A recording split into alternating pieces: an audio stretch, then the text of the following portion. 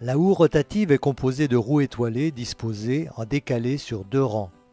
Chacune des roues est liée au châssis par un bras mobile amorti par un ou plusieurs ressorts qui permettent de maintenir une pression sur le sol. En tournant à haute vitesse, les roues projettent les particules du sol et permettent de déraciner les mauvaises herbes qui sèchent en surface. Différents modèles de roues étoilées existent sur le marché.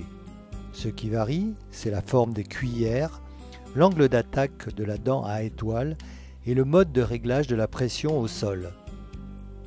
Le réglage de cet outil est simple et rapide.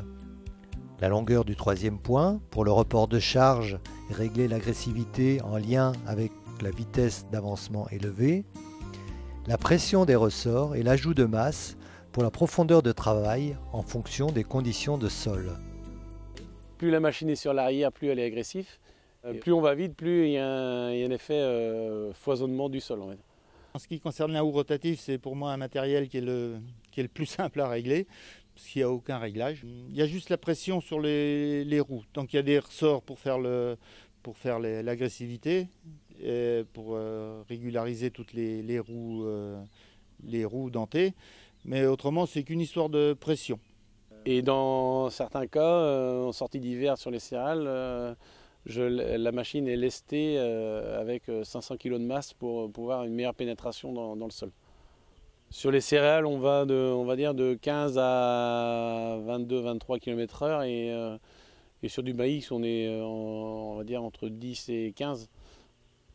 Le terrain est plus meuble sur du maïs, donc on n'a pas nécessité d'aller vite pour... Il faut essayer de préparer le sol le mieux possible, c'est-à-dire niveler le mieux possible, faire un labour assez propre, quoi. Et après en combiner, adapter la vitesse de semis de la herse rotative pour faire un semis assez fin, quoi. Les densités de semis en major à peu près de 10-15%, ça dépend des conditions de semis. On a tendance à mettre plus de densité si les conditions sont plus mauvaises. Pour le critère de décision pour passer la houe rotative, c'est les conditions climatiques surtout qui sont primordiales, quoi. Il faut que le terrain soit un peu ressuyé. Donc c'est plus le climat qui détermine le passage. On sait qu'on peut passer à partir de 3 feuilles du blé, 3 ou 4 feuilles du blé, mais après ça sert à rien de passer s'il pleut tous les jours ou ils annoncent de l'eau le lendemain, quoi. Plutôt un sol bien essuyé, que la houe rotative ne pique pas dans le sol comme dans du beurre en fait. Il y a un travail quand même de sol. Il est tombé 28 mm, donc aussitôt le semis, et c'est quand même, battu, c'est plus dur. Et j'ai l'impression que l'herbe n'est pas tout enlevée. Donc on pense repasser une autre fois assez rapidement. On va s'adapter. L'observation du stade des adventices est importante. Pour une bonne efficacité, il faut intervenir entre le stade filament et 3 feuilles de l'adventice. Donc le stade limite d'utilisation, c'est début montaison de la céréale pour éviter l'écrasement de l'épi.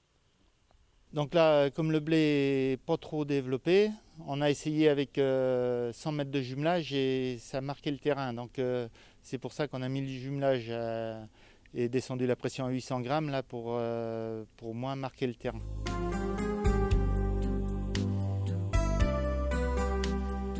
Donc la houe rotative est un outil assez polyvalent. On arrive à passer sur toutes les cultures d'exploitation, du maïs aux haricots, tout ce qu'on a semé jusqu'à présent, on a réussi à passer la houe rotative. Sur céréales, passage de houe rotative, on est à peu près un quart d'heure à 20 minutes à l'hectare. Donc on a un débit de chantier relativement élevé.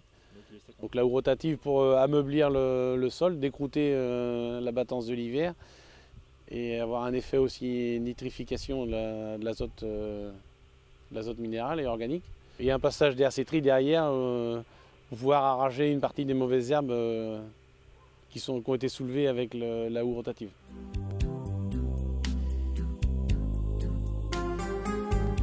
L'investissement du matériel est relativement important. Le prix est compris entre 12 et 18 000 € pour 6 mètres de large. Donc on a acheté cette houe rotative en Kuma, elle est on est à peu près plus 1000 hectares je crois. Elle a changé toutes les roues d'une houe comme ça, et ça représentait le 50% du prix d'achat de la machine, hein. La nouvelle houe rotative qu'on a achetée, c'est des roues en Hardox, donc qui résistent mieux à l'usure Et en fin de compte, comme il n'y a pas de cuillère dessus, on pense qu'elle est moins efficace, mais toujours efficace pareil, quoi, par rapport à l'usure. La houe rotative, malgré son investissement élevé, reste un outil simple d'utilisation.